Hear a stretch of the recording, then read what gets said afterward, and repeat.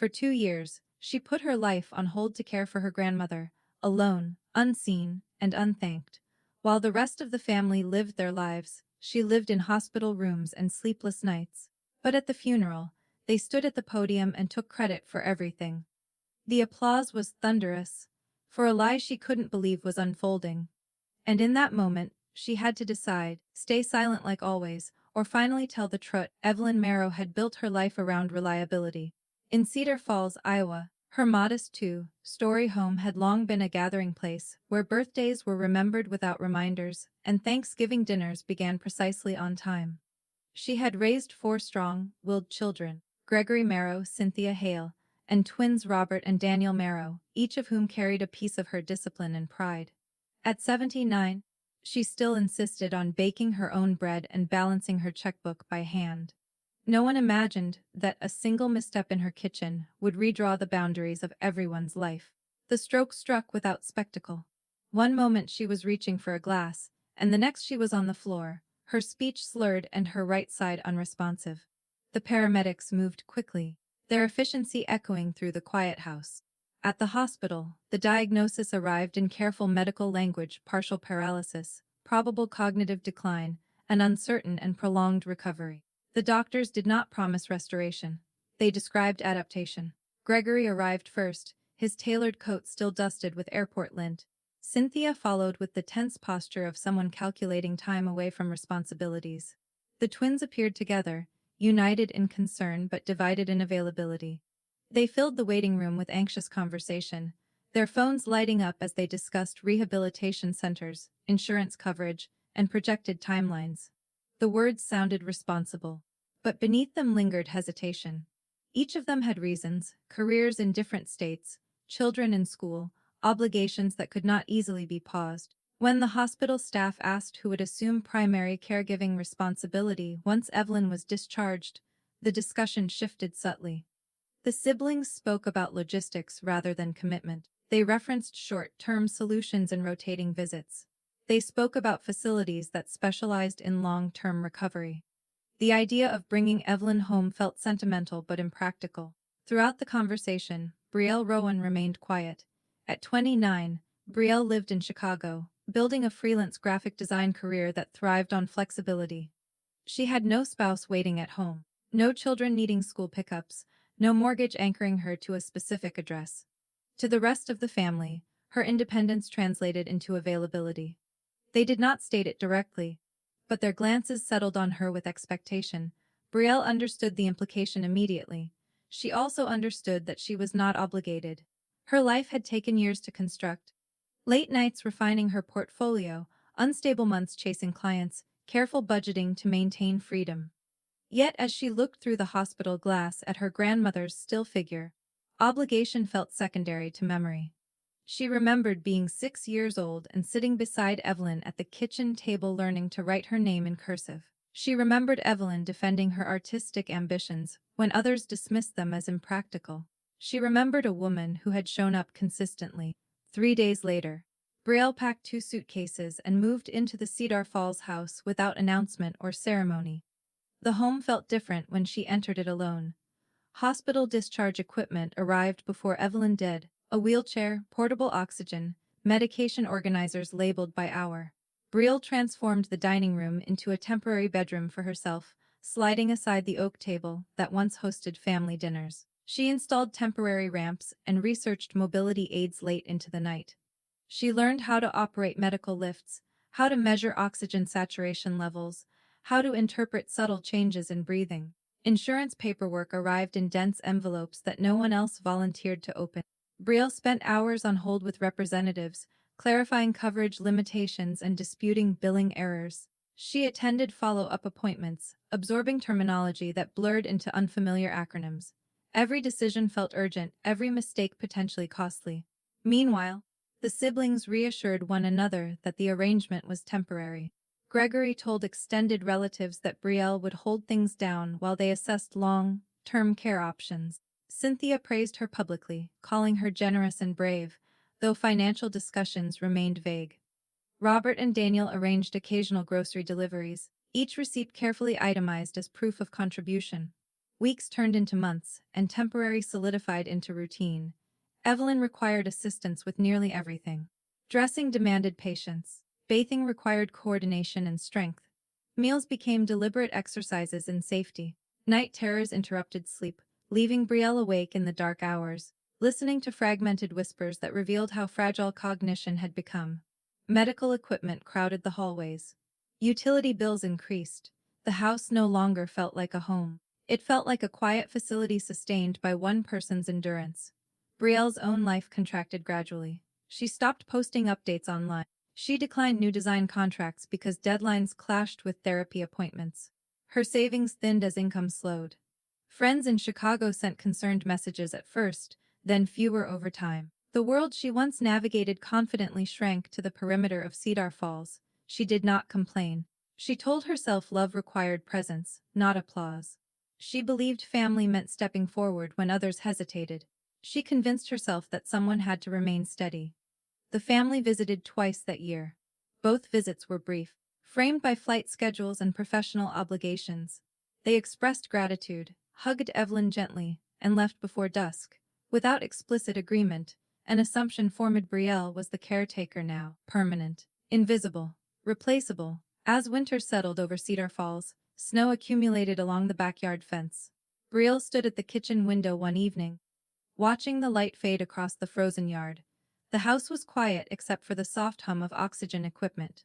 She wondered how long she could sustain a life that no longer resembled the one she had built. She wondered whether anyone truly understood the cost. What she did not realize was that sacrifice, when undocumented and unspoken, can be rewritten. And when it is rewritten, it rarely favors the person who stayed. What Brielle could not foresee was that the same family who stepped back during the struggle would one day step forward for the applause. By the second year, devotion stopped looking noble and started looking like quiet destruction. By the time the second year began, Brielle no longer measured her life in months, but in medication refills and follow-up appointments. Her days followed a relentless pattern that left little room for spontaneity or rest. Mornings began before sunrise with blood pressure checks and carefully portioned breakfasts, designed to meet dietary restrictions she had memorized. Afternoons revolved around physical therapy exercises that required patience, repetition, and constant encouragement. Evenings dissolved into cleaning routines, insurance calls, and reviewing notes from doctors who spoke in cautious probabilities rather than promises.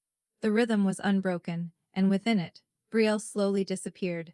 Evelyn's condition fluctuated unpredictably, which made stability feel like an illusion. Some mornings she recognized Brielle instantly, her eyes softening with familiarity. On other days, confusion clouded her expression, and she mistook Brielle for her late sister, asking questions about a past that no longer existed. In those moments, Brielle felt herself becoming more than a caregiver. She became a translator of reality, gently correcting timelines without shattering fragile awareness. She became a keeper of memories, holding on to stories Evelyn could no longer retrieve on her own. The emotional toll deepened quietly, like water seeping into a foundation. Financial strain intensified in ways that were less visible but equally corrosive. Brielle depleted her savings within 8 months. The emergency fund she once guarded carefully dissolved into copayments, medical supplies, increased utility bills, and home modifications that insurance refused to fully reimburse. Gregory promised repayment once things stabilized, though stabilization never came. Cynthia insisted that long-term care insurance should eventually cover most expenses, repeating the assurance with confidence that paperwork did not support. Each denied claim arrived like a small verdict, confirming that optimism did not equal coverage. To compensate, Brielle began working nights after Evelyn finally fell asleep. She accepted low-paying design gigs that required quick turnaround times and minimal creative satisfaction. The work felt mechanical compared to the projects she once pursued passionately, but it kept the electricity on and the pharmacy bills paid. Sleep became fragmented, stitched together in brief intervals between alarms and restless calls from the bedroom down the hall. Her phone filled with unanswered messages from friends who initially expressed concern but gradually retreated when replies grew inconsistent. Invitations stopped arriving altogether, replaced by silence that felt less intentional and more resigned. Isolation settled heavily over the house, especially during holidays. Thanksgiving passed with a quiet meal prepared for two, while the rest of the family gathered elsewhere, posting photographs of crowded tables and coordinated decorations. Christmas morning unfolded in dim light as Brielle Spoon fed oatmeal in the kitchen while scrolling past images of cousins exchanging gifts. The contrast was sharp but subtle, like observing a celebration through thick glass. Resentment crept in unexpectedly, not loud or explosive, but persistent. Brielle suppressed it by recalling childhood summers at Lake Geneva, when Evelyn insisted on teaching her how to skip stones across the water. She remembered the unwavering defense her grandmother offered when others questioned the practicality of an artistic career. Those memories became justification for endurance. Meanwhile, the family narrative evolved in ways Brielle did not immediately recognize. Gregory described his mother to colleagues as well cared for, emphasizing the family's involvement in ensuring her comfort. Cynthia referenced their collective effort during church conversations, framing the situation as a testament to unity. The twins referred to Brielle's role as helping out for now, a phrase that implied impermanence despite the months that had already passed. No one acknowledged that the arrangement had solidified into permanence. The language they used created distance between daily labor and public perception. Medical crisis intensified in the second year, adding urgency to an already fragile routine. A minor fall in the bathroom resulted in fractured ribs, followed by a hospital stay that exposed how precarious recovery had become. Pneumonia developed shortly after discharge, leading to nights spent in sterile rooms under fluorescent lights. Doctors began introducing the possibility of palliative care, their tone shifting from restorative to preparatory.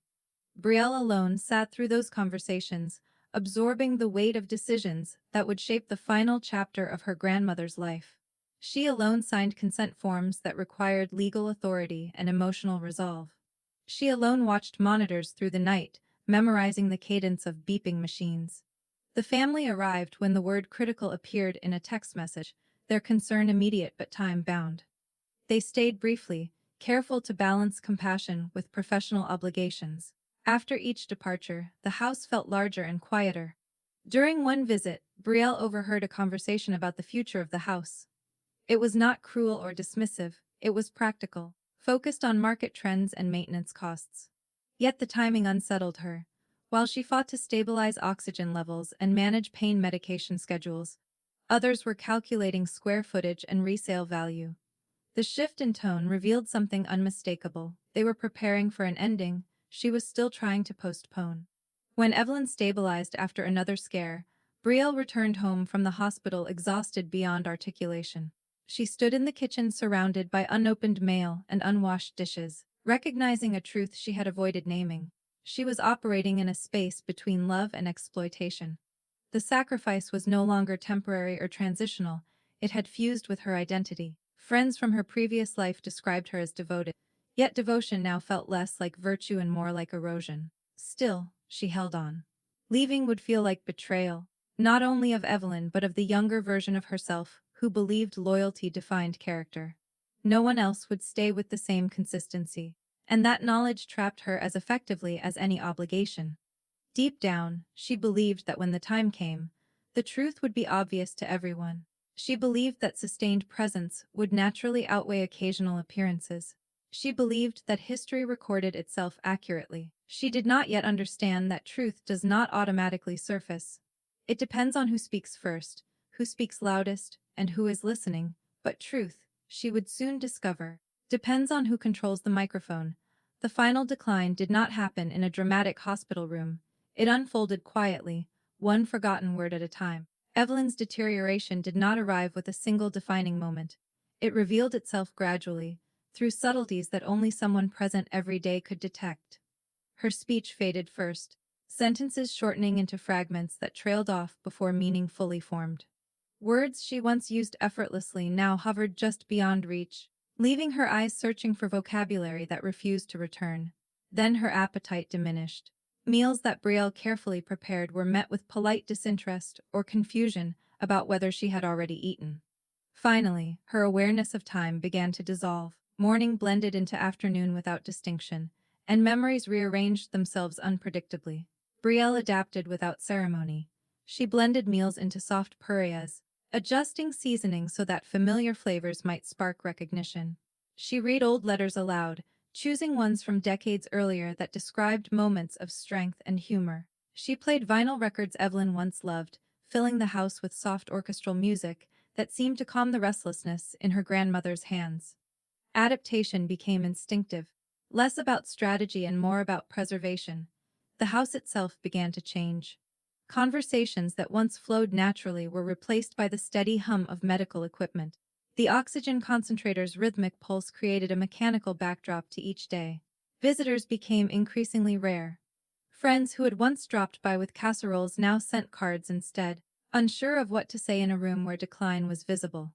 Even the family group chat grew quiet, its notifications dwindling as updates became repetitive and heavy. When the hospice recommendation came, it was delivered gently but without ambiguity. The attending physician explained that recovery was no longer the objective, comfort was. Brielle absorbed the words with steady composure. Though they pressed heavily against her chest, she made the call herself the following afternoon. She coordinated schedules with hospice representatives, arranged for in-home nurses, and reorganized the bedroom to accommodate additional equipment. Each action felt administrative, yet final, informing the family required careful tone. Brielle sent a measured message outlining the shift in care. Gregory responded with gratitude for her handling everything. Cynthia asked about funeral preferences in practical terms that startled Brielle with their directness. The twins inquired about estate paperwork, focusing on documents that might need preparation. None of the responses were overtly cold, yet they felt prematurely forward-looking. To Brielle, the conversation seemed misaligned with the present moment. She still saw her grandmother breathing. She still felt warmth in her hands when she adjusted blankets. She still recognized flickers of awareness in her eyes. And yet she also understood the reality described by professionals. The body was preparing for closure, even if her heart resisted acknowledging it. The final week arrived in late October. Leaves gathered along the porch steps, rustling against the wood with brittle insistence. The air carried a chill that lingered even indoors despite the thermostat's effort. The house smelled faintly of antiseptic and chamomile tea, a combination that blended clinical necessity with fragile comfort. Brielle moved quietly through rooms she had memorized, aware that each detail might soon become memory. She slept in a chair beside Evelyn's bed, waking at the slightest shift in breathing. She documented medication times meticulously, noting dosages and intervals in a notebook already filled with 2 years of careful record. She adjusted blankets as temperatures fluctuated and whispered reassurance into ears that may or may not have fully heard her. There were no cameras to capture her endurance, no audience to witness the devotion unfolding in those dim hours. There was only presence. On the third night of that final week, the rhythm of breathing changed. It slowed, lengthened, and then paused in a way that felt different from previous interruptions. Brielle sensed the stillness before the monitor confirmed it. The room seemed suspended in a silence that extended beyond sound. She reached forward and closed her grandmother's eyes herself, performing a gesture both intimate and irreversible. She called hospice with steady hands. Then she called the family. Within hours, flights were booked, schedules rearranged, text messages multiplied with urgency that had been absent during quieter months. By the following afternoon, relatives began arriving in waves, their expressions heavy with visible grief. The house that had felt so solitary filled once more with movement and conversation. Brielle moved through the rooms like a shadow in a space she had inhabited fully for 2 years. People embraced her briefly, murmuring appreciation before gravitating toward Gregory, who naturally assumed the role of organizer. Cynthia discussed floral themes with decisive energy. The twins began reviewing documents and gathering files from desks and drawers. The transition from vigil to logistics occurred swiftly. As conversations unfolded around her, Brielle noticed a subtle but growing shift. The language centered less on the daily labor of caregiving and more on shared closeness. Phrases such as how close we all were and how we supported each other began circulating casually. Endurance, once silent and specific, became generalized. Absence softened into selective memory. Brielle told herself grief distorted recollection. She reasoned that collective language offered comfort. She convinced herself that when stories were shared publicly, accuracy would naturally surface. The funeral, she believed, would provide space for truth to breathe. She held on to that belief tightly, even as she sensed narrative lines forming that did not fully align with her lived experience. She remained composed, assisting where needed, answering questions calmly, maintaining the steadiness she had practiced for 2 years. She believed that authenticity would emerge without force. She believed that presence would speak for itself. She had no idea that the funeral would become a stage, and she would not be the one holding the script. By the time the chapel doors opened, and the microphones were adjusted, the version of events presented to the world would already be rehearsed. The church was full, the lighting soft, the piano subdued, and the truth was about to be buried alongside Evelyn Marrow. The service took place in a historic stone chapel in Cedar Falls, a building known for its stained, glass windows and acoustics that carried even the softest voice with clarity. By the time the organist began the opening hymn, every pew was filled. Neighbors who had known Evelyn for decades sat beside colleagues from Gregory's firm, church acquaintances beside distant relatives who had flown in with solemn expressions and carefully chosen black attire. The atmosphere felt reverent, polished, almost cinematic in its symmetry. A large screen near the altar displayed a slideshow of Evelyn's life. Photographs moved slowly from black and white wedding portraits to holiday gatherings framed by warm lighting. Images of grandchildren at various ages appeared, each smiling beside the woman who had anchored their childhoods. The presentation was seamless, curated with intention. It told a story of continuity, warmth, and family closeness. Brielle sat in the second row, positioned slightly off-center.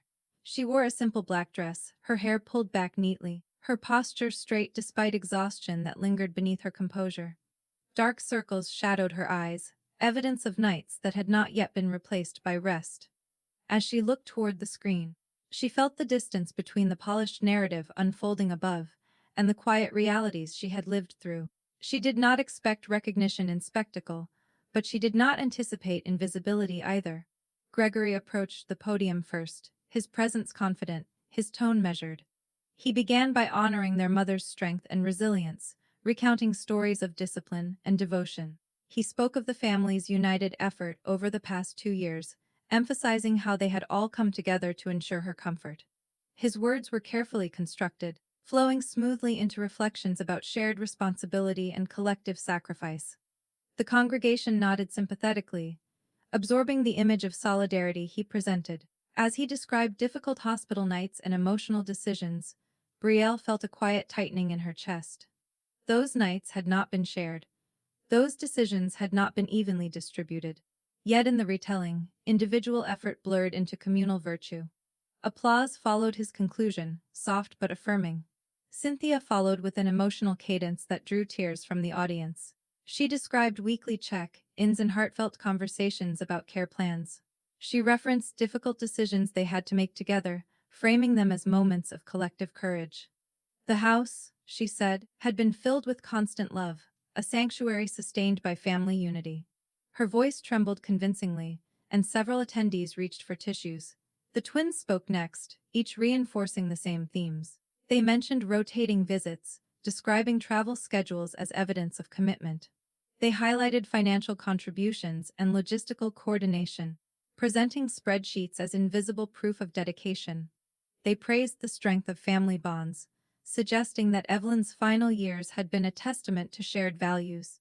Throughout the sequence of speeches, Brielle's name surfaced only briefly, woven into a sentence of gratitude that categorized her efforts as helpful support. No one described the mornings she lifted her grandmother from bed alone. No one detailed the nights she documented oxygen levels by dim lamplight. No one acknowledged the contracts she declined or the savings she depleted. The years she had paused her own life compressed into a passing acknowledgement that barely lingered. The narrative painted from the podium was polished, balanced, and applauded. It suggested collaboration without exposing imbalance. It implied equality without measuring endurance. The audience saw a devoted family standing together in grief. They did not see the asymmetry beneath that image. They did not see the cost carried quietly by one person. As applause echoed gently through the chapel, Brielle felt something fracture inside her. It was not sudden anger or dramatic outrage. It was a quieter realization, a recognition of erasure occurring in real time. The story being archived in collective memory did not fully align with the one she had lived. and once spoken publicly, it gained permanence. After the service concluded, the crowd shifted into the reception hall where coffee and light refreshments had been arranged. Guests approached Gregory with admiration, praising his strength and dedication. Cynthia received compliments about her composure and devotion. The twins engaged in conversations about how challenging the past years must have been for everyone. Each interaction reinforced the narrative delivered at the podium. Brielle received condolences that were gentle but general. Several people thanked her for being there, though their tone suggested recent presence rather than sustained commitment. She accepted each comment politely, maintaining a calm exterior that concealed the tension building beneath. Then she overheard a conversation near the entrance. A longtime neighbor thanked Gregory for being such a dedicated son these past few years, remarking on how admirable it was that he had never left his mother's side. Gregory nodded appreciatively and responded with humility that did not include correction. The exchange lasted only seconds, but its implications were unmistakable. In that moment, Brielle understood fully. The story had been rewritten, not maliciously perhaps, but effectively, publicly and permanently. The version now circulating in whispered conversations and digital condolences was cohesive and flattering. It offered comfort to listeners and honor to speakers. It required no uncomfortable clarifications. Unless she intervened, that version would endure. She stood near a window overlooking the churchyard, watching late autumn light stretch across the grass. She considered the consequences of speaking. Correcting the narrative would introduce tension into a space already heavy with grief. It would challenge the image of unity presented so confidently. It would expose fractures the family preferred to keep concealed. Silence, however, felt like consent, and consent would cement erasure into memory. But speaking would risk exposing fractures the family preferred to keep hidden, and once revealed, those fractures could never be carefully resealed. Grief had barely settled before paperwork replaced tears. The sympathy cards were still arranged along the mantel when the tone of the house shifted from mourning to management. Within days of the funeral, estate discussions began with an efficiency that felt almost rehearsed. Gregory initiated a group meeting at the dining table that Brielle had converted into her temporary bedroom 2 years earlier. Legal folders were stacked neatly beside untouched coffee cups, and printed copies of the will were distributed with quiet authority. The transition from remembrance to resolution was swift, leaving little space for reflection. The house, savings accounts, retirement funds, and personal belongings were evaluated methodically. Gregory assumed leadership naturally, speaking with the confidence of someone accustomed to structuring negotiations. Cynthia reviewed spreadsheets on her tablet, occasionally nodding in agreement. The twins asked clarifying questions about tax implications and timelines. The conversation maintained a professional tone, careful and composed. Brielle remained present but peripheral. She provided documentation when requested, retrieving organized medical files she had maintained with precision for 2 years. She answered hospice billing questions that only she fully understood. She explained which modifications had been made to the house for accessibility and which expenses had not been reimbursed. Her contributions were practical and necessary, yet she was rarely addressed directly unless information was required. The will itself was straightforward. Evelyn's assets were to be divided equally among her 4 children. Each grandchild would receive a modest personal bequest, a symbolic acknowledgement of affection rather than compensation. There was no clause recognizing caregiving labor, no mention of daily presence, no adjustment for the 2 years Brielle had invested in preserving comfort and dignity. The document reflected fairness in legal terms, but it did not account for imbalance in lived experience. Brielle had never expected financial reward. She had not stayed for inheritance or negotiation leverage. Yet she had anticipated recognition in some form, perhaps a statement of gratitude that extended beyond passing references. Instead, practical conversations dominated the room. Selling the house quickly became the central objective. Maintenance costs were discussed with urgency. The importance of avoiding prolonged holding expenses was emphasized repeatedly, as though time itself carried financial penalties. The home Brielle had maintained for years gradually transformed into a line item. Square footage was measured against market trends. The roof's age was evaluated. The landscaping was critiqued for curb appeal. Discussions about repainting and staging replaced memories of oxygen machines and quiet vigils. The transition felt impersonal, even efficient. In the days that followed, Brielle walked through each room alone. The kitchen still held faint reminders of her routines, medication schedules taped discreetly inside a cabinet, the drawer where pill organizers had once been stacked carefully by day and hour. The living room, once rearranged to accommodate a wheelchair, now appeared almost restored to its original layout. She paused in the bedroom where Evelyn had taken her final breath, noticing how quickly the atmosphere had shifted from sacred to neutral. The bed had been stripped, the equipment removed. The air no longer carried antiseptic undertones. Memories clung to the walls, though the house itself felt ready to release them. Decisions moved swiftly. A realtor sign appeared in the front yard within weeks, its bold lettering signaling transition to anyone passing by. Neighbors expressed surprise at how quickly everything progressed, their comments laced with curiosity rather than criticism. Brielle overheard Gregory describing the sale as necessary closure, framing it as a healthy step forward. Closure felt different to her. It did not resemble a transaction or a timeline. It felt abrupt, almost clinical. It felt transactional in a way that reduced 2 years of devotion to market value and appraisal reports. Standing in the hallway as strangers toured the property, Brielle experienced an unsettling realization. Her sacrifice was being liquidated alongside furniture and fixtures.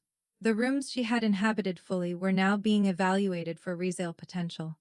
And still, she said nothing. Challenging the narrative at that moment would have required confrontation. It would have forced a conversation about imbalance, about invisible labor, about assumptions never openly acknowledged. It would have disrupted the efficiency with which decisions were unfolding. Part of her still hoped someone would pause and offer recognition without being prompted. She waited for an unsolicited acknowledgement, a simple admission that her presence had mattered in ways beyond convenience. None came. Instead, gratitude remained generalized, folded into phrases about family strength and shared endurance. The specifics of who stayed and who visited were softened into collective language that avoided precision. Silence, Brielle realized, had become its own inheritance.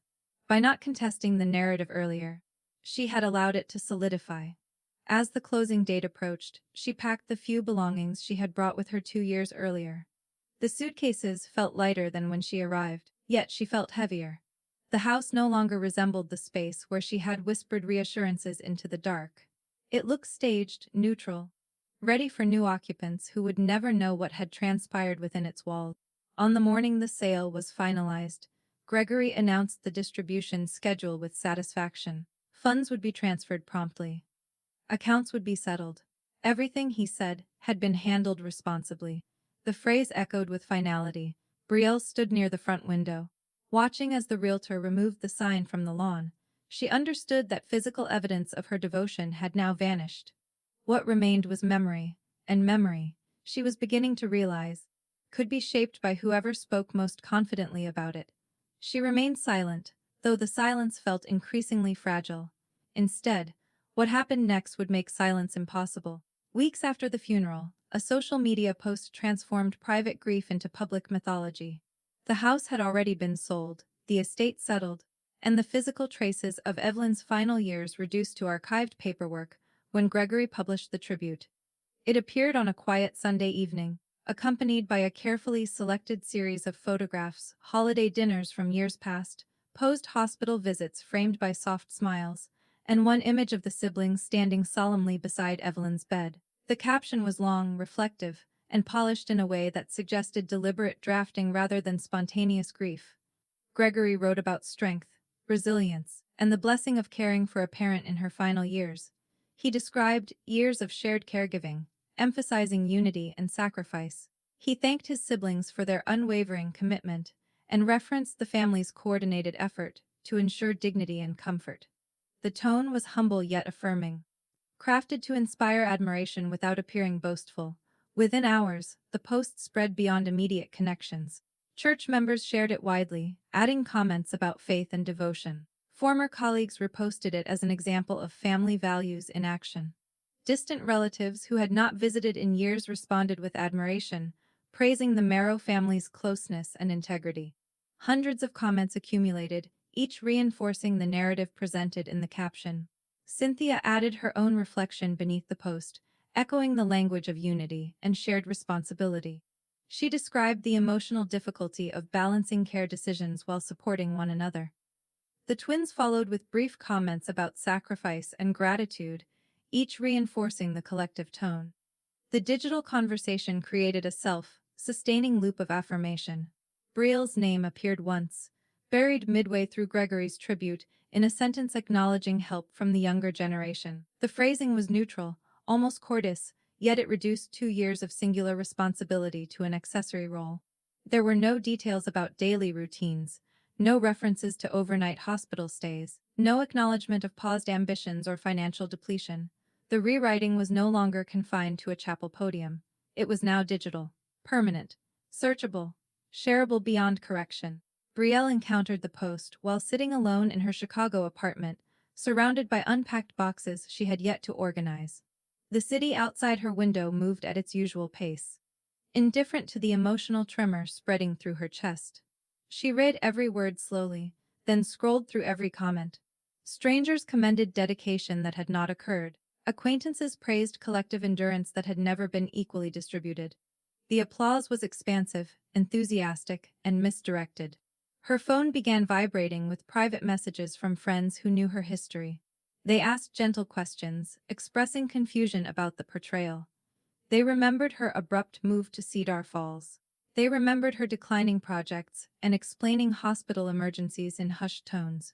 They understood the reality in ways the public narrative erased. Their confusion intensified her own. The dissonance became difficult to ignore. Silence now carried different weight. At the funeral, remaining quiet had felt like preserving decorum. Online, silence risked implying agreement.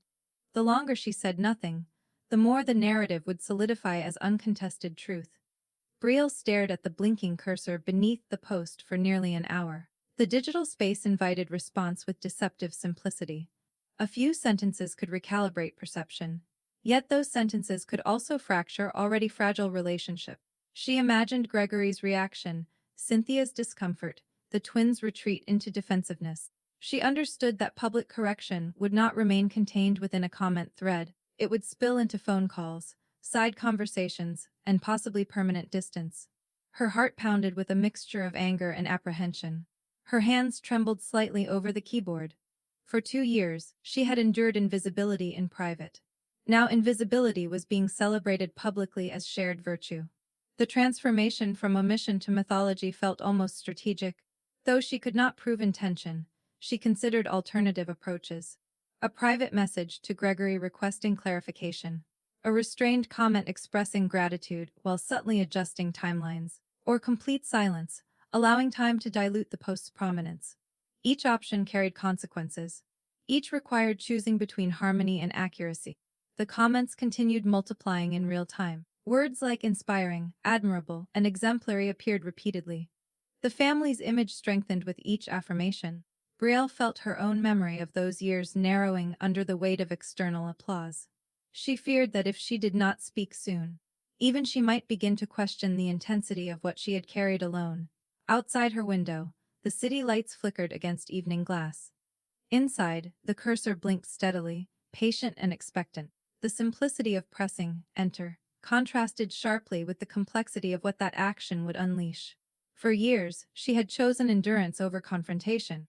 She had convinced herself that truth would surface naturally without intervention. Now she understood that narratives, once amplified digitally, rarely correct themselves. For the first time since the stroke, Brielle considered choosing herself over family unity. The decision was not fueled by revenge or spectacle, but by preservation. If she remained silent, she risked allowing her own story to be rewritten permanently. If she spoke, she risked altering relationships beyond repair. The cursor continued blinking, marking the passage of seconds like a quiet countdown, cliffhanger, and in that suspended moment between silence and response, Brielle realized that whatever she chose next would define not just the past, but the future of every relationship in her family. Weeks after the funeral, a social media post transformed private grief into public mythology. The house had already been sold, the estate settled, and the physical traces of Evelyn's final years reduced to archived paperwork when Gregory published the tribute. It appeared on a quiet Sunday evening. accompanied by a carefully selected series of photographs, holiday dinners from years past, post-hospital visits framed by soft smiles, and one image of the siblings standing solemnly beside Evelyn's bed. The caption was long, reflective, and polished in a way that suggested deliberate drafting rather than spontaneous grief. Gregory wrote about strength, resilience, and the blessing of caring for a parent in her final years. He described years of shared caregiving, emphasizing unity and sacrifice. He thanked his siblings for their unwavering commitment and referenced the family's coordinated effort to ensure dignity and comfort. The tone was humble yet affirming, crafted to inspire admiration without appearing boastful. Within hours, the post spread beyond immediate connections. Church members shared it widely, adding comments about faith and devotion. Former colleagues reposted it as an example of family values in action. Distant relatives who had not visited in years responded with admiration, praising the Marrow family's closeness and integrity. Hundreds of comments accumulated, each reinforcing the narrative presented in the caption. Cynthia added her own reflection beneath the post, echoing the language of unity and shared responsibility. She described the emotional difficulty of balancing care decisions while supporting one another. The twins followed with brief comments about sacrifice and gratitude, each reinforcing the collective tone. The digital conversation created a self-sustaining loop of affirmation.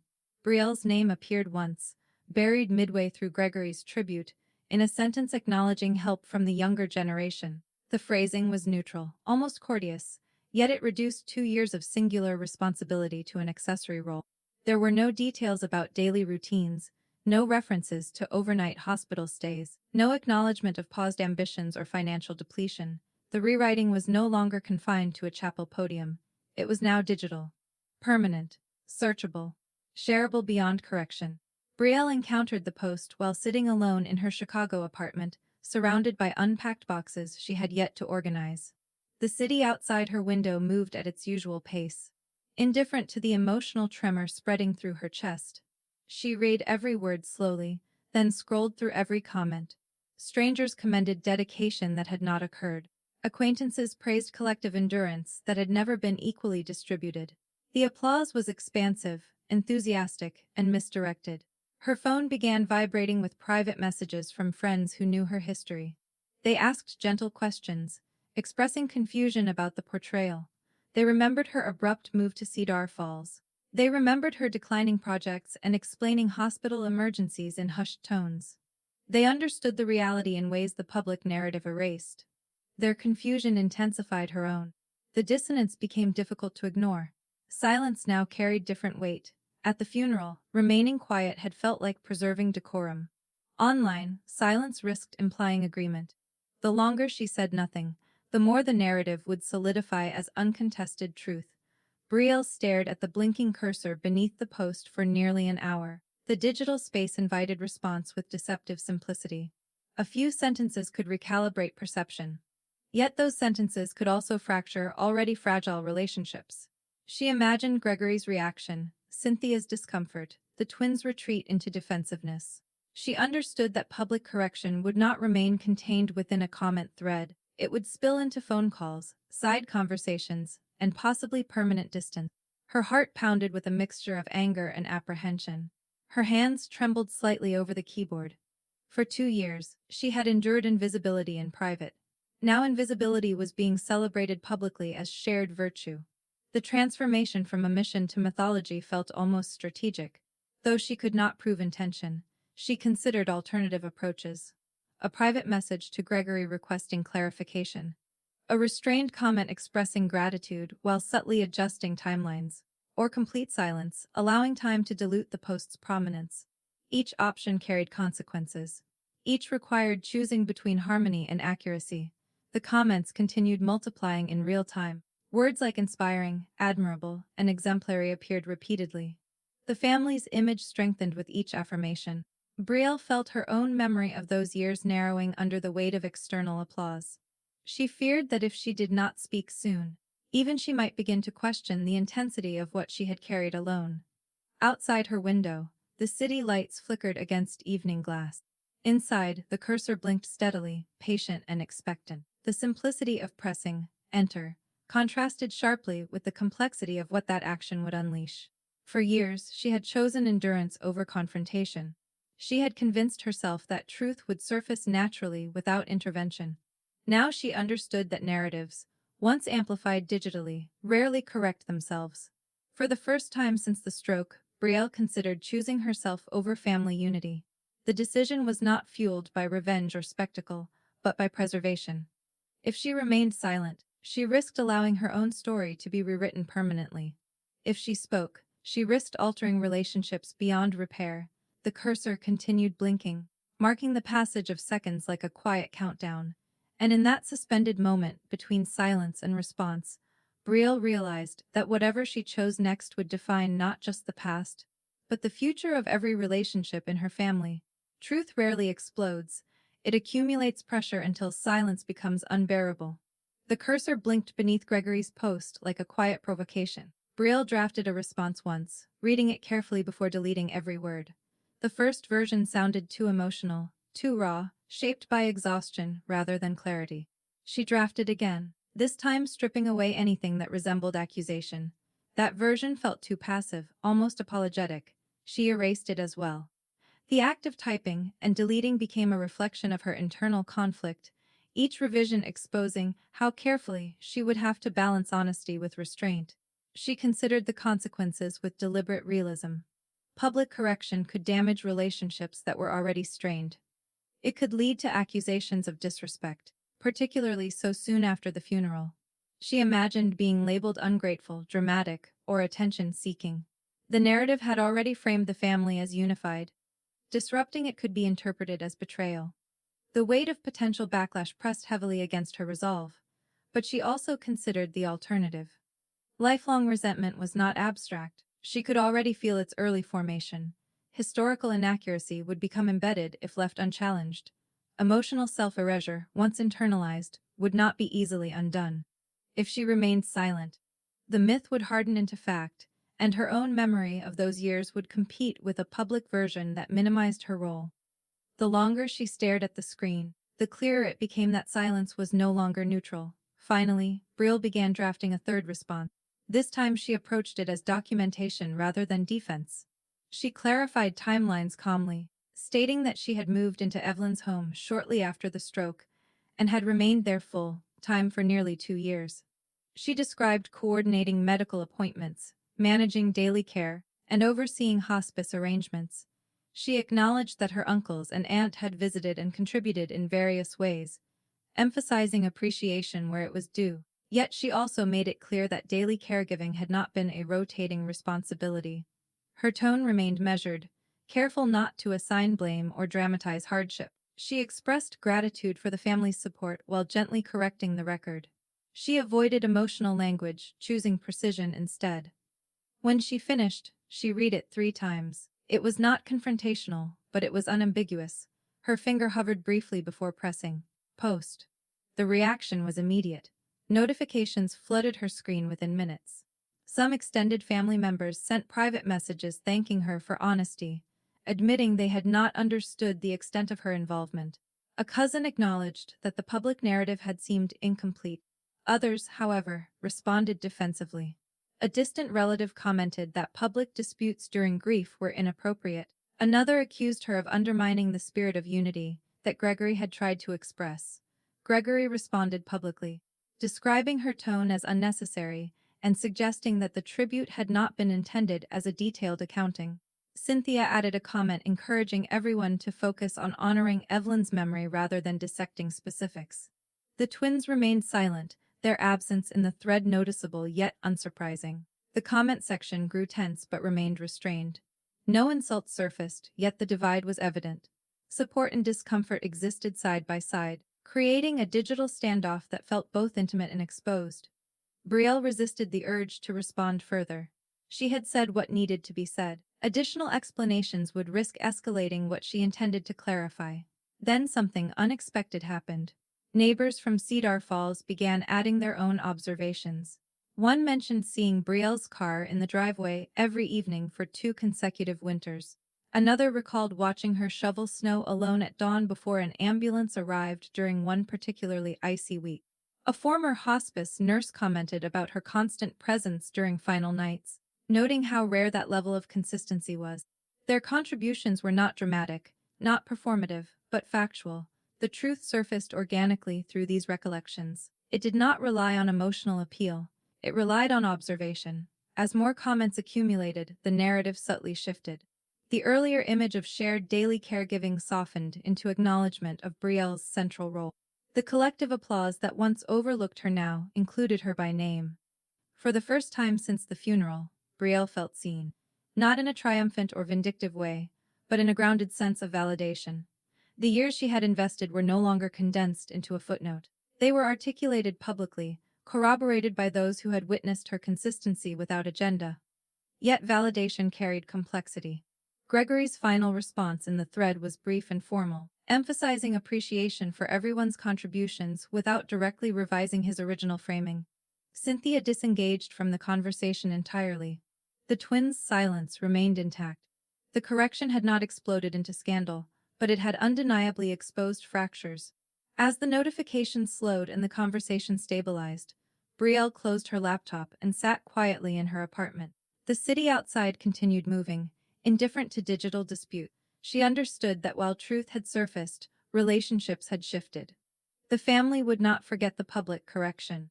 The image of seamless unity had been replaced by something more complicated. She did not regret speaking. She regretted that it required public clarification to achieve balance. Silence had once felt like protection, now she recognized it as complicity in her own erasure. By choosing to speak, she had reclaimed authorship of her experience. But authorship often comes at a relational cost. Validation did not erase tension. It did not repair assumptions or dissolve defensiveness. It simply restored accuracy. However, validation would not repair what had already fractured within the family, and the true consequences of her decision were only beginning to unfold. Correction did not restore unity. It revealed how fragile it had always been. In the weeks following Brielle's public response, the family did not erupt into dramatic confrontation. Instead, something quieter and more permanent took hold. The easy rhythm of group messages disappeared. Casual updates about work promotions or holiday plans became infrequent and carefully worded. The warmth that once coded conversations was replaced with a measured politeness that felt rehearsed. Correction had not shattered the family, it had exposed how delicate the structure already was. Holiday invitations arrived later than usual that year. When Thanksgiving plans were circulated, the message lacked enthusiasm, focusing instead on logistics. Brielle noticed her name included without personalization, as though attendance were a checkbox rather than a welcome. She declined politely, citing workload and travel fatigue. No one insisted. The absence of persuasion confirmed what she already sensed: proximity now required caution. Gregory maintained distance with composed professionalism. His interactions with Brielle were limited to necessary updates about lingering paperwork or shared responsibilities involving extended relatives. He did not reference the online exchange directly, yet his tone carried restraint, as though each sentence were weighed before delivery. Cynthia adopted neutrality, positioning herself between acknowledgement and avoidance. Her messages were brief, often accompanied by reminders to focus on moving forward. The twins retreated further, responding only when directly addressed, their silence functioning as quiet disapproval. Brielle understood that while she had corrected the record, she had also disrupted a narrative that provided comfort. Public unity had offered the siblings validation. Revising it required them to confront imbalance, something far more uncomfortable than grief. No one accused her outright anymore, but the tension lingered in pauses and in conversations that never fully began. Back in Chicago, Brielle focused on rebuilding what she had set aside. Her freelance portfolio required updating. Clients she once worked with had moved on. The competitive rhythm of the design world did not pause for personal sacrifice. She spent long evenings refining proposals, re-establishing connections, and reacquainting herself with industry trends that had evolved during her absence. Starting over felt humbling, almost disorienting. Therapy sessions became part of her weekly routine. At first, she described the funeral and the online post as the central conflict. Gradually, her therapist guided her toward something deeper: caregiver burnout that had accumulated long before the public correction. Brielle recognized how thoroughly she had neglected her own emotional and physical well-being. The exhaustion she attributed solely to grief had roots in prolonged vigilance, in months of interrupted sleep, in years spent prioritizing another person's needs without recalibration. In those sessions, she confronted uncomfortable truths. She had equated sacrifice with moral worth.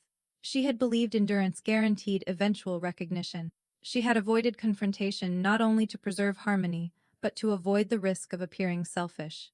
Acknowledging these patterns felt more destabilizing than the online backlash. It required her to examine motivations she once considered unquestionably noble. She did not regret telling the truth, that remained clear. What unsettled her was that it had required public exposure to achieve balance. Private conversations had not occurred. No sibling had asked for a detailed account before presenting their version. The platform of social media had become the arena for correction, because earlier opportunities for acknowledgement had been bypassed. Meanwhile, extended relatives adjusted gradually. Some began referencing Brielle's role more accurately in conversations. A few reached out directly to express appreciation that felt sincere and specific. The community memory surrounding Evelyn's final years subtly shifted. The exaggerated language of collective caregiving softened into recognition of Brielle's central presence. The narrative had not collapsed. It had recalibrated. Within the immediate family, however, recalibration proved slower. Christmas passed with minimal interaction beyond obligatory greetings. Birthdays were acknowledged with short messages lacking depth. The fracture was not explosive but structural, a hairline crack running through shared history. Brielle sometimes wondered whether silence would have preserved smoother relationships. The thought surfaced briefly before dissolving. Preserved relationships built on distortion would have required ongoing self-suppression. She understood now that harmony achieved through erasure carries its own long-term cost. As months progressed, her professional footing strengthened. New clients signed contracts. Projects regained complexity and creativity. The stability she rebuilt felt earned rather than inherited. She no longer defined herself solely by the 2 years in Cedar Falls, though she could not erase them. They had reshaped her understanding of loyalty, boundaries, and self-worth. The family group chat eventually resumed limited activity, though its tone remained formal. Conversations centered on neutral topics, weather updates, extended cousin milestones, logistical reminders. The ease of earlier years did not return, but neither did open hostility. What remained was cautious coexistence. Brielle recognized that fractures do not always produce dramatic separation. Sometimes they create distance that can be measured only in tone and frequency. The illusion of unbreakable unity had dissolved, replaced by a more honest but less comfortable reality. And yet, something unexpected began to surface over time. At community events in Cedar Falls, acquaintances mentioned her dedication with clarity that contradicted earlier ambiguity. Church bulletins referenced her by name when recalling volunteers who had supported hospice efforts. The collective memory, once shaped primarily by a podium and a post, continued evolving beyond the family's control. She realized then that narratives may be initiated by confident voices, but they are sustained by witnesses. Yet time would reveal something even more unexpected. Memory cannot be fully controlled, and the version of the story that endures is rarely the one most carefully curated. When public applause fades, quiet witnesses remain. Time moved forward with the quiet indifference it always carries.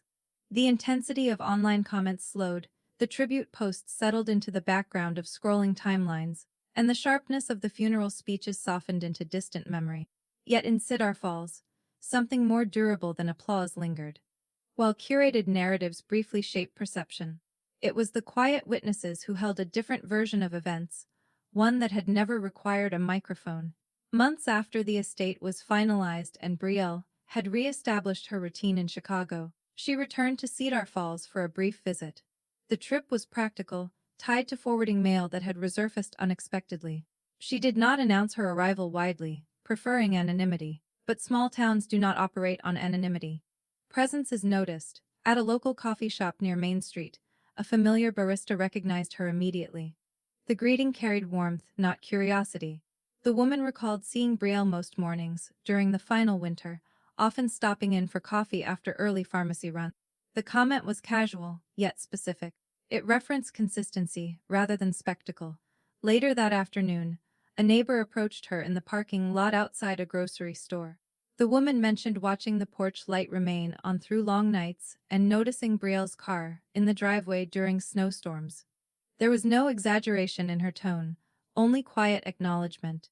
The observation carried more weight than public praise ever had, because it came from someone who had simply paid attention. Church members echoed similar sentiments during Sunday service. An elderly couple remembered seeing Brielle guide Evelyn carefully into the building months before hospice began. Another congregant recalled hospital visits that seemed to occur at dawn, her car pulling away before the rest of the street had stirred. None of these recollections were grand gestures, they were fragments of observation, stitched together into collective memory. Even one of the hospice nurses, encountered unexpectedly at a community fundraiser, paused to speak with Brielle. She described how rare it was to see a family member remain present every single evening during final weeks. Her comment was clinical yet sincere, grounded in professional experience rather than sentiment.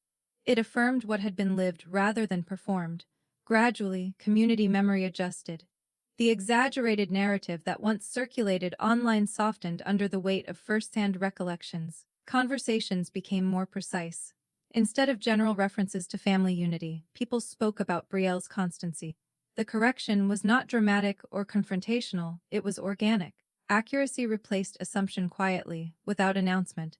Brielle began to understand something fundamental about legacy. Speeches may shape immediate perception, and digital posts may amplify curated images, but sustained observation leaves deeper impressions. The people who had watched her shovel snow alone, who had seen her navigate hospital corridors at unremarkable hours, did not need clarification. Their memory did not rely on social media. It relied on presence. The shift in narrative did not travel loudly back to her immediate family, but subtle indicators surfaced. Extended relatives began referencing her dedication in conversations without prompting. Invitations, when extended, included acknowledgments that felt more deliberate. The earlier tension remained, yet it was no longer supported by a distorted public image. The foundation of misperception had weakened. In Chicago, Brielle noticed a change within herself as well. The urgency to defend her experience lessened. She no longer replayed the funeral speeches in her mind, or reread the comment thread seeking validation. The community's quiet recognition had provided something steadier than online affirmation. It restored balance without spectacle. She also recognized that forgiveness, while complex, did not require forgetting. Her siblings had not publicly revised their earlier statements, nor had they apologized directly for the imbalance in portrayal. Yet their silence on the matter carried less power now. The broader memory of Evelyn's final years had expanded beyond the podium and the post. It included driveways, grocery stores, and hospital hallways. Legacy, she realized, is not a single narrative frozen in time. It is an accumulation of perspectives shaped by witnesses, who may never speak loudly but remember clearly.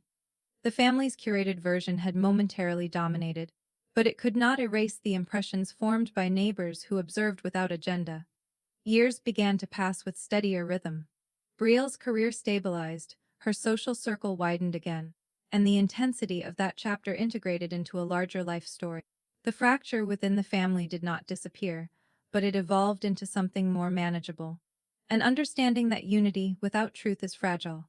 Occasionally, she would receive messages from people in Cedar Falls updating her about community events or referencing Evelyn fondly. Each message carried subtle affirmation. The memory of her grandmother had not been distorted beyond recognition, it had simply required time to recalibrate. And time, she came to appreciate, works quietly in favor of authenticity. And years later, when another crisis emerged within the family, the question would no longer be who could speak most convincingly, but whether the lessons of truth and presence had truly been learned. When history repeats itself, it reveals who listened the first time. 3 years passed before the next crisis arrived, not with dramatic irony but with quiet inevitability. It began with a short message in the family group chat late on a Tuesday evening. Trenton had been hospitalized following a sudden cardiac episode. The details were sparse at first, tests underway, doctors monitoring closely, more updates to follow. The urgency in the wording felt familiar, echoing a pattern none of them had fully acknowledged since Evelyn's stroke. The group chat, dormant for weeks, reignited instantly. Notifications layered over one another as questions surfaced. Which hospital? What time? How serious? who was already there. Yet beneath the activity, something subtle was different. The immediate assumption that one person would shoulder responsibility did not materialize. Colin watched the messages carefully from his apartment in Austin. He had rebuilt his career steadily since returning from Cedar Falls. His schedule was full, his boundaries clearer, his sense of self less entangled in obligation. When the initial flurry of concern slowed, a brief silence lingered in the chat. In the past, that silence would have directed itself toward him, waiting for quiet confirmation that he would step forward. This time, no one immediately volunteered him. No one referenced his flexibility. No one suggested he was best positioned to relocate or rearrange his life. Instead, Mason mentioned adjusting his travel schedule. Leela offered to coordinate hospital communication. Corbin asked practical questions about insurance and next steps. The responsibility dispersed in fragments rather than consolidating toward a single name. Something had shifted, perhaps not perfectly, perhaps not with open acknowledgement of what had been learned, but enough to alter instinct. The memory of public correction and community validation had not erased discomfort, but it had recalibrated expectation. No one moved carelessly toward assumption. Colin felt the difference immediately. The weight of automatic responsibility did not settle on his shoulders. The absence of pressure felt unfamiliar, almost disorienting. For a brief moment, he wondered whether he should volunteer out of habit. The impulse surfaced quickly and then faded. He understood now that stepping forward should be a choice, not an assignment disguised as praise. Over the following days, updates continued. Trenton's condition stabilized, though recovery would require careful monitoring and lifestyle adjustments. Family members rotated visits in coordinated shifts. Schedules were negotiated openly rather than implied. When Colin eventually offered to fly in for a long weekend, the response was appreciative but not expectant. His presence was welcomed without being presumed. Standing in the hospital corridor days later, he noticed something else. The tone of conversation felt different from years earlier. Discussions about care plans involved clarity rather than abstraction. When doctors asked who would oversee follow-up appointments, multiple voices responded. No one allowed silence to create default assignment. Colin did not mistake this for transformation born from apology. No formal conversation about the past had taken place, yet experience had reshaped behavior. The lesson had not been articulated, but it had been absorbed. In quieter moments during the visit, he reflected on the arc of the previous crisis. Sacrifice without recognition had once defined his sense of duty. He had equated endurance with moral superiority, believing that silent devotion would eventually validate itself. The years that followed taught him something more balanced. Sacrifice still held value, even when unseen. Presence still mattered, even without applause. But truth required defense. Boundaries required articulation. He understood now that visibility does not diminish generosity. Clarifying contribution does not erase compassion. The two can coexist without contradiction. As Trenton's condition improved and discharge plans solidified, the family gathered in a small waiting room. The atmosphere was subdued but cooperative. Colin observed his siblings' careful coordination, noticing how naturally responsibility flowed among them. It was not flawless, but it was distributed. No single figure absorbed the entire weight. On his flight back to Austin, he replayed the past and present side by side. The earlier version of himself would have volunteered immediately, rearranging his entire life without question. The current version paused, evaluated, and then chose deliberately. Growth, he realized, often appears not as dramatic change, but as subtle refusal to repeat harmful patterns. Weeks later, the group chat resumed its quieter rhythm. Updates about Trenton's recovery appeared regularly. Schedules were adjusted collaboratively. No one defaulted to assuming unlimited availability from any single person. The shift was not celebrated, but it was real. Colin carried forward a deeper understanding that would shape every future crisis. Sacrifice without recognition still holds intrinsic value, because integrity does not depend on applause. Yet truth must be defended when distortion threatens memory. Presence matters, even when unseen, because it defines character rather than reputation. And when the next crisis inevitably arrives, the real question will not be who speaks most eloquently at a podium. It will not be who crafts the most resonant tribute online. It will not be who collects admiration in public. It will be who stays before the speeches are written. He no longer feared that answer. Because in every family, Legacy is not defined by eulogies, but by endurance. And endurance reveals itself long before the final goodbye. In the end, it wasn't the speeches that defined those 2 years, it was who showed up when no one was watching. She learned that sacrifice doesn't lose its value just because others try to rewrite it. The truth may be delayed, but it has a way of finding witnesses. Family isn't proven at the funeral. It's proven in the quiet, exhausting days before. And when the next crisis comes, everyone will remember who stayed last time. If this story moved you, send it to someone who believes family always means fairness. Stories like this deserve to travel farther than the podium ever could. And if you're drawn to real, unfiltered truths that most people are afraid to say out loud, you already know where to find more of them. Because the next story might feel even closer to home than this one did. Before you go, where are you watching from, and does loyalty look the same in your country?